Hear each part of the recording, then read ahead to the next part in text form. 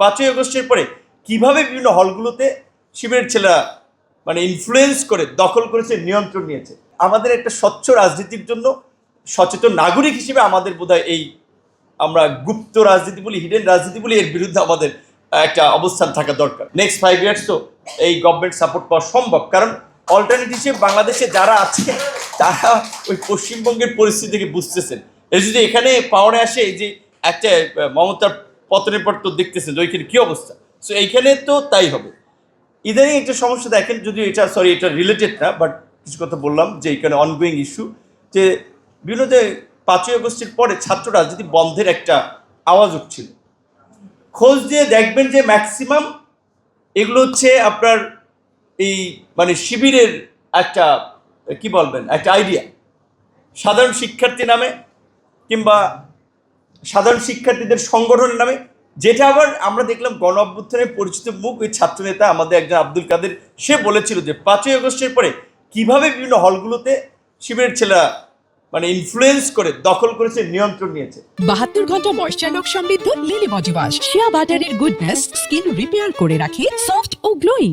গতকালকে দেখলাম কোন জায়গায় জানি রাতে সেম দাবিতে উঠছিল, কারণ যদি রাজনীতিটা প্রকাশ্য ছাত্র রাজনীতি বন্ধ থাকে, তাদের হিডেন রাজনীতিতে চলে, ওইটা আপনি ধরতে পারবেন না। বাংলাদেশে আওয়ামী লীগের এই রকমের পিরিয়ডে আপনি দেখেছেন তাদের মধ্যে থেকে কিভাবে তারা সার্ভাইভ করেছে, এবং আপনার যখন পরিস্থিতি পরিবর্তন হয়েছে, খোলস বদলে তারা দাঁড়িয়ে গেছে। সো এই আমাদের একটা স্বচ্ছ রাজনীতির জন্য সচেতন নাগরিক হিসেবে আমাদের বোধহয় এই আমরা গুপ্ত রাজনীতি বলি, হিডেন রাজনীতি বলি, এর বিরুদ্ধে আমাদের একটা অবস্থান থাকা দরকার। আর আজকের যে বিষয় আমাদের আলোচনা ছিল, ইতিমধ্যেই আলোচনা উঠে এসেছে, যেটা আমাদের দু একজন বক্তা বলেছে, স্বাভাবিকভাবেই এদের আলোচনা থেকে আমরা যে আইডিয়াগুলো শুনি সেগুলো আমরা বাস্তবায়ন করার চেষ্টা করি।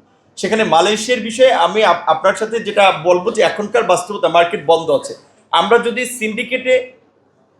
সিন্ডিকেট বলবেন না, ফেয়ার রিক্রুটমেন্ট সিস্টেম বলবেন, যাই বলেন, তাদের কন্ডিশনে যদি আমরা এগ্রি না করি, তাহলে মার্কেট যেভাবে বন্ধ আছে সেভাবে বন্ধ থাকবে। তবে আমরা একটা জিনিস, আমাদের মন্ত্রী কিছু আগে মিটিং করেছি, সেখানে আমরা পরিষ্কারভাবে বলেছি, তোমাদের কন্ডিশনে যে 423টা লাইসেন্স আমরা এখানে দিয়েছি সবার জন্য ওপেন করে দাও, কারণ ওই কন্ডিশনে তারা পাস করেছে। এইটা নিয়েই এখনো আমাদের দেন দরবার চলতেছে, জানি না এটাকে কোন পর্যায়ে নিয়ে যেতে পারবে, একটা বিষয়। সেকেন্ড হচ্ছে, উপস্থাপক ভাই বলেছে সুদানের কথা, আরো কোন কোন দেশের কথা, যে কিরগিস্তান, যেই সমস্ত দেশে স্ক্যাম বা এই ধরনের নানা ধরনের ঘটনা ঘটে, সেখানে কেন আমরা ভিসার ক্ষেত্রে অ্যাপ্রুভাল দিয়ে থাকবো। যেমন লিবিয়ার 2 পক্ষ শাসন করে, সেখানে আমাদের লিবিয়াতে কিন্তু আগে অনেক ডাক্তার যেত, তো এখন অফিসিয়ালি অ্যাম্বাসির মাধ্যমে কিছুদিন আগে আমাদের কয়েকজন ডাক্তারের চাহিদা তারা প্রকাশ করেছে। এই ধরনের অফিসিয়াল ভেরিফিকেশন হলে কিছু জায়গায় যদি একজনের ভিসা নিয়ে আসে, তখন আমরা ছাড় দেওয়ার জন্য বলি। বাট এটাকে এখন তো প্রযুক্তি যেমন সুবিধা দিয়েছে, অসুবিধাও দিয়েছে, নানা ধরনের ফেক ডকুমেন্ট তৈরি করেও মানুষকে বিপদে ফেলে। সেক্ষেত্রে ওনারা চেষ্টা করে যতদূর সম্ভব ভেরিফাই করে আপনার এটার সত্যতা নিশ্চিত করার ক্ষেত্রে। আর আপনারা জানেন যে প্রবাসীদের এখন যে ওইপি সিস্টেমের কারণে অনেক কাজ অনলাইনে করা যায়। যে নিজে ডিভাইস বুঝে সে কিন্তু নিজেরটা চাইলে নিজে অনেক প্রসেস করতে পারে। আর এজেন্সিগুলোর ক্ষেত্রে আমরা ভাবছি যে এই প্রতারণা বন্ধে কিংবা অনিয়ম বন্ধে প্রধানমন্ত্রী সম্মতি দিয়েছেন, আমাদের আইন এবং বিধিতে আছে গ্রেডিং করা।